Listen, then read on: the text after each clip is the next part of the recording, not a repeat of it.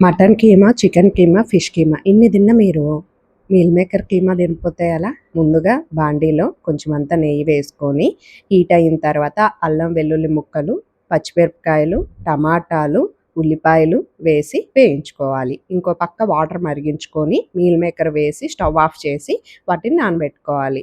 ఎండుమిరపకాయలు, బిర్యానీ ఆకు, ధనియాలు, లవంగాలు, యాలకులు, చెక్క, బాదం ఇవన్నీ కూడా టమాటా మిశ్రమంలో వేసి వేయించుకోవాలి.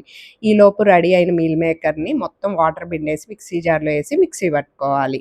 ఇంకొక బాండీ పక్కన పెట్టేసుకొని దాంట్లో ఇంకొంచెం నెయ్యి, జీలకర్ర వేసుకొని వేయించిన తర్వాత ఈ టమాటా మిశ్రమం గూడా మిక్సీ జార్‌లో ఏసి మిక్సీ పట్టిన దాన్ని వేసి కొంచెం వాటర్ ఏసి మిక్సీ జార్‌లో దాంట్లో పోసుకొని ఉప్పు, పసుపు వేసుకోవాలి.